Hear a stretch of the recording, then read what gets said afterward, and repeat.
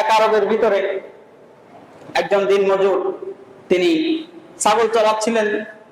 তাকে এক PhD holder, বড় শিক্ষিত ব্যক্তি বলতেছে, মিয়া তুমি কি মনে করো যে আল্লাহ সুবহানাহু ওয়া তাআলা, তোমরা যে আল্লাহকে মানো, এই আল্লাহ আছে, তুমি কি এটা মনে করো? তো উনি বলতেছে যে ভাই আমি তো আসলে এইভাবে ভেবে দেখি নাই, তবে আমার মনে হয় যে আল্লাহ সুবহানাহু ওয়া তাআলা আছেন। তো বলতেছে কিভাবে বুঝলাম?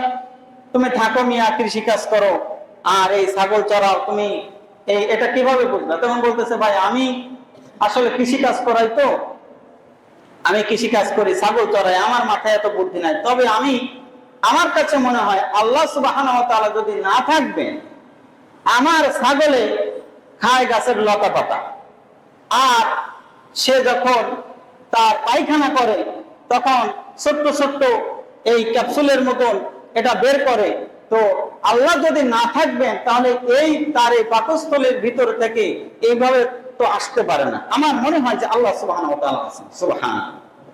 এজন্য আল্লাহর উপরে পরিপূর্ণ বিশ্বাস স্থাপন করা। আল্লাহ সুবহানাহু ওয়া তাআলা সূরাতুল আন-নিসার ভিতরে আল্লাহ সুবহানাহু ওয়া তাআলা 136 নম্বর আয়াতের ভিতরে এই কথাগুলোই বলেছেন যে কোন ব্যক্তি যদি ঈমান আনার পরেই তাকে এই কথাগুলো তার মনে এবং প্রাণে তাকে বিশ্বাস করতে হবে। অবশ্যই তাকে এই কথাগুলো বিশ্বাস করতে হবে। যদি বিশ্বাস কোনো একটি না করে তাহলে তার ঈমান থাকবে না। কেউ যদি মনে করে যে আমি জান্নাত মানি কিন্তু জাহান্নাম মানি না, এটা হবে না। তাকে জান্নাতও যেমন মানতে হবে, জাহান্নামও ঠিক তদ্রূপভাবে তাকে মানতে হবে। আর যখন এই ব্যক্তি যখন এই ঈমানটা পরিপূর্ণ হয়ে যাবে যে আমি আল্লাহ সুবহানাহু ওয়া তাআলার প্রতি পরিপূর্ণ ঈমান এনেছি, ঈমানটা যখন পরিপূর্ণ হয়ে যাবে তখন এই ব্যক্তির কাছ থেকে আর গুনাহ হবে না। কারণ আমি তো জানি যে হাসর নাসর আসে, আমাকে জবাব দিতে হবে। যখন এটা ব্যক্তি ঈমান আনার পরে মনে করবে, এই ব্যক্তির কাছ থেকে তো তখন গুনাহ আশা করা যায় না। কারণ কেউ দেখতেছে না। আমি তো জানি যে আল্লাহ তাআলা আছেন, আল্লাহ তো দেখতেছেন।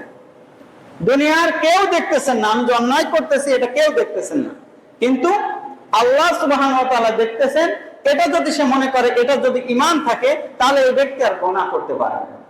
সব জায়গায় আপনি পরিবার বলেন, পরিবারের আপনার ভরণ পোষণ, এরপরে আচার ব্যবহার, প্রত্যেকটা জায়গায় যদি এই নীতি অবলম্বন করা যায় যে আমি আমার সন্তানকে মানুষ করতেছি, আল্লাহ সুবহানাহু ওয়া তাআলা দেখতেছেন, আমি কিয়ামতের ময়দানে এর জন্য আমাকে জবাব দিতে হবে, এটা যদি সে মনে করে, তাহলে মনে করার জন্য সে ওইভাবেই মানুষ করবে।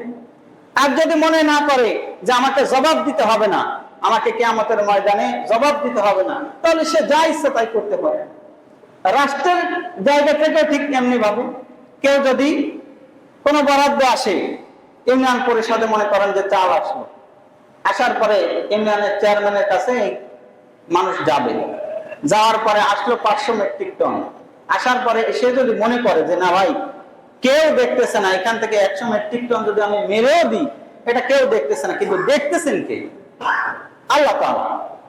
এর জন্য আমাকে জবাব দিতে হবে।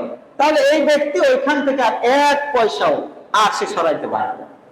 এজন্য ঈমানের ব্যাপারে রাসূলুল্লাহ সাল্লাল্লাহু আলাইহি ওয়াসাল্লামের সাহাবীরা যখন একে অপরের সাথে মিলিত হতেন, অনেক জায়গায় অনেকগুলো সূরার কথা বলেছেন, এবং তারা একে অপরকে নির্দেশ দিতেন যে ভাই আপনাকে আল্লাহ সুবহানাহু ওয়া তাআলা আমানের সাথে, নিরাপত্তার সাথে এবং ঈমানের সাথে আল্লাহ তাআলা আপনাকে বাঁচিয়ে রাখেন, এবং যেন আপনি যখন মৃত্যুবরণ করবেন যেন ঈমান নিয়ে আপনি কবরে যেতে পারেন। এটা সাহাবা কেরাম রাদিয়াল্লাহু তাআলা আনহু একে অপরের সাথে যখন মিলিত হতেন এই বিষয়গুলি বারবার করে স্মরণ করে দিতেন। এজন্য আল্লাহ সুবহানাহু ওয়া তাআলার প্রতি আমরা যদি ঈমান আনি, এই বিষয়গুলি আমাদেরকে অবশ্যই পরিপূর্ণরূপে আমাদেরকে বিশ্বাস স্থাপন করতে হবে। এবং